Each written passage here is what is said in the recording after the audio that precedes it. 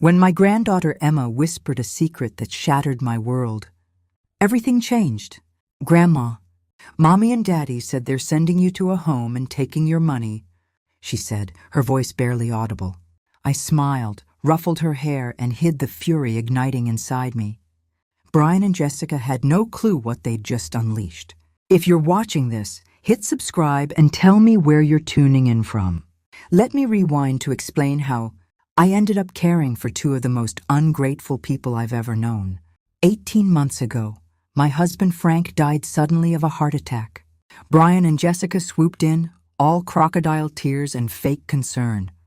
"Mom, you can't live alone anymore," Brian insisted. "Move in with us. We'll look after you." What they really meant was, become our live-in nanny and personal bank. But Emma's innocent words flipped the script. While she colored at the kitchen table, I made a discreet call to my lawyer, David Morrison, an old high school friend who'd handled Frank's will. "David, it's Margaret Sullivan. I need you today at 2. His voice was cautious. "Everything okay, Maggie?" Let's just say some people are about to regret underestimating me. Next, I called my bank. "This is Margaret Sullivan. Account number 47789. I need to transfer funds immediately." The representative confirmed what I suspected, thanks to Frank's life. Insurance and our savings. I had far more money than Brian and Jessica realized. I hung up, glanced at Emma, and smiled. That sweet girl had no idea she'd just saved me from being swindled. "Emma, want to help Grandma with a special project?" Her blue eyes sparkled. "What kind?" "The kind that teaches people not to mess with us." At 1:30, I told Emma we were going for a walk. I grabbed my purse, stuffed with important documents I'd carried since Frank's death. Call. It a widow's gut feeling. We met David at a nearby coffee shop. "They think I'm a frail old lady they can lock away," I told him. "They're about to learn I'm not." David nodded. "What's the plan?" "Everything. New will, revoke their power of attorney, transfer accounts before they're back from their errands." As we headed to his office, Emma skipped beside me, oblivious to the storm I was about to unleash. In David's office, with Emma playing in the waiting area, I reflected on my blindness. The signs were there from the start, but grief clouds your judgment. After Frank's funeral, Brian pushed me to sell my house. "The market's hot, Mom. You'll get a great price, and we'd love having you with us." I thought it was care. In reality, my Social Security checks helped with their mortgage, and my free babysitting saved them $800 a month. I sold our beloved 3-bedroom home, 32 years of memories with Frank, and gave them $600,000 to clear their debts. I should have seen Jessica's greedy eyes light up, or noticed how their warmth only surfaced after the sale. For 18 months, they played me like a fiddle. Whenever I mentioned getting my own place, Brian guilt-tripped me. "Mom, Emma needs you. You're so good with her. At your age, don't you want family nearby?" I was 67, not 97, perfectly capable of driving, cooking, and plotting revenge. Jessica was sneakier, praising my invaluable help with Emma's homework while they partied 3 nights a week. They'd also isolated me, telling my book club I was too busy. My church friends I wasn't up for visits. They cut me off, bit by bit, but made one fatal error. They underestimated me. David handed me papers. "This revokes their power of attorney, names me your agent, transfers your accounts to a new bank, and updates your will." I signed with gusto. "What about the $600,000 I gave them?" David grinned. "Since there's no loan agreement, we can argue it was a gift tied to you living there permanently. If they break that, they owe it back, with interest." I checked my watch, 2:45. They'd be home by 4. Expecting a docile old lady ready for Shady Oaks.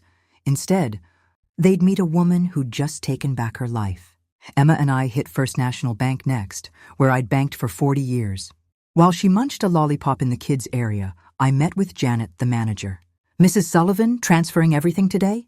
"That's $637,412. Checking, savings, CDs." I thought of Brian's shifty eyes that morning, Jessica's overly tight hug. I've never been surer. The transfer took an hour. Frank's insurance, our retirement, the house money, all safe in a new account at Commerce Bank. Money they thought they'd control. Once they had me declared incompetent. Back home by 3:30, I sent Emma to play and started cooking their favorite pot roast. If this was my last night in their house, I'd make it unforgettable. As I mashed potatoes, I imagined their morning chat. Shady Oaks at 5, Brian probably said. We'll tell her after dinner. Start the power of attorney tomorrow. They'd already planned their spending. Jessica's SUV, Brian's kitchen remodel, a European vacation. At 3:45, their car pulled in. I checked my reflection. Sweet, harmless grandma. Perfect. They walked in, overly cheerful, guilt dripping from their voices. Mom smells amazing, Brian called. Just making your favorite, I replied. How were your errands? A pause. Fine, Jessica said vaguely. I smirked. Soon they'd learn I'd outmaneuvered them. Dinner was a performance. I served with care, asked about their day, complimented Jessica's haircut. They squirmed, exchanging nervous glances. This roast is incredible, Brian mumbled, barely eating. I wanted tonight to be special, I said. Things can change so fast. Jessica nearly choked. Change? Oh, just life, dear. At 7, Brian cleared his throat. Mom, can we talk in the living room? Emma, go play. The moment had arrived. They sat on the couch, I in my chair. Brian fidgeted. We think it's time for other living arrangements. I played dumb. Like my own apartment? Jessica's voice was syrupy. More like assisted living, with people your age, activities, medical staff. A nursing home. Not a nursing home, Brian said quickly. Shady Oaks, a lovely community. We visited today. I leaned back, letting silence build. They expected tears. Instead, I smiled. Funny timing. I explored options today, too. I called David. Can you come over now? Brian paled. Mom, what's this? Taking care of business, dear. David arrived in 10 minutes, briefcase in hand. Good evening, Brian, Jessica. I grinned. David, tell them what we did today. He sat across from them, their faces like cornered animals. Start with the power of attorney, I suggested. As of today, Brian and Jessica no longer have legal authority over Margaret's affairs. It's been revoked. Brian jumped up. We weren't planning anything. Sit down, son. Emma overheard you this morning, putting me in a home, taking my money. Jessica went white. Margaret, why would you think that? Because Emma has sharp ears. David continued. Margaret transferred $637,412 to a new bank, her savings. Insurance, house proceeds. Jessica sputtered. You gave us that money. David countered. No loan agreement exists. It was a gift tied to her living here. If you break that, she can demand repayment. With interest, I added. Brian ran his hands through his hair. Mom, let's be reasonable. I'm 67, not senile. You isolated me, used me, planned to lock me away. I'm done. David pulled out another folder. Margaret updated her will. Emma inherits everything in trust until she's 25. Brian and Jessica get nothing. Jessica gasped. You can't do this. We have bills, Emma's future. You should have thought of that before plotting to rob me. I stood. Shady Oaks costs $4,000 a month. You plan to sell my things, control my money, pocket the rest. Brian tried one last plea. Dad would want you to take care of me. Your father, I whispered. Picking up his photo, worked himself to death for our future. You tried to steal it while I'm alive. David added, there's also an eviction notice. Margaret doesn't feel safe here. You have 30 days to find her new arrangements. Brian's voice cracked. This is our house! And the $600,000 I gave you? I pulled out bank records. Emails prove you promised I'd always live here. You owe me that, plus 18 months of rent, babysitting savings, and emotional distress, $700,000 total. Jessica's face crumpled. We don't have that. Sell the house, your retirement, get jobs, or go bankrupt. Your choice. 3 weeks later, I sipped coffee in my new Riverside Park apartment. A 1-800 a month, rental with a view of joggers and dog walkers. Brian's 14th call that week went to voicemail. Mom, this has gone too far. Emma's asking where you are. Jessica's having panic attacks. I deleted it and called David. How's the lawsuit?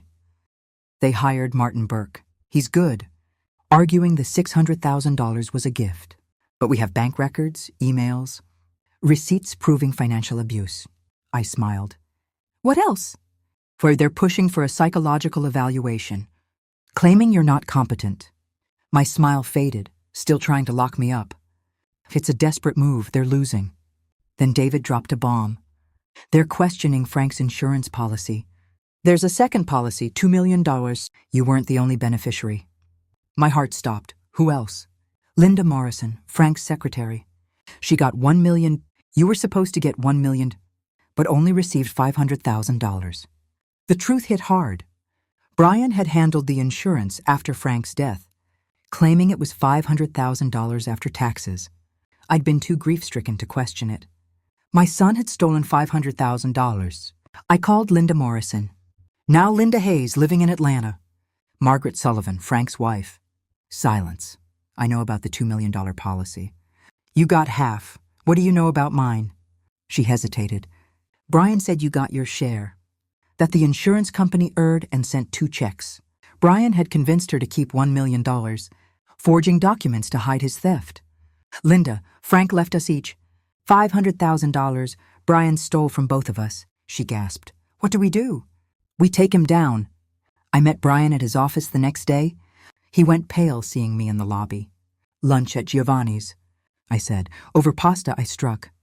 I spoke to Linda Morrison. His fork dropped. She told me you convinced her she deserved $1 million? That you stole my $500,000 to hide? Frank's affair. Brian's voice shook. I was protecting you. You were a wreck after Dad died, so you profited off my grief? He leaned in. Dad left Linda that money because she was pregnant. She lost the baby, but he'd already changed the policy. My world tilted. Frank's betrayal cut deeper. And Brian had known. You stole from me to pay your debts, called it protection. His phone buzzed, Jessica, saying David was at their house with papers. That's the criminal fraud charges, I said. Insurance fraud. Elder abuse, theft, you forged documents. Planned to have me declared incompetent. That's premeditation. Brian's hands trembled. Think of Emma. You should have thought of her before becoming a criminal. Linda's returning my $500,000. Emma's trust is growing. The next morning, news broke. Local insurance agent charged with elder abuse, fraud. Brian had stolen $500,000 from my insurance settlement. I ignored calls from reporters and friends, except one. Grandma, Emma said, scared. Why isn't Daddy coming home? I drove to her friend's house where Jessica had left her. Sometimes grown-ups make bad choices. Sweetheart, your daddy did wrong things. But I'll always love him because he gave me you. Jessica Haggard begged for forgiveness. Brian might get 5 years. Can't you forgive him? I forgave him when I filed charges, I said. Forgiveness doesn't mean no consequences. Brian pleaded guilty, got 18 months, and owed $700,000 in restitution. Jessica sold the house, moved to an apartment, and got a job. Emma visited me weekends, swimming and baking. I took art classes, joined a book club, and volunteered at an animal shelter. At 67, I was living for me. When Brian was released, he called, Can we start over? I looked out at Riverside Park, at a world I'd almost lost. Yes, but on my terms. Some stories end with forgiveness, others with justice. Mine has both. Thanks for listening. Subscribe and share your story below. Your voice matters.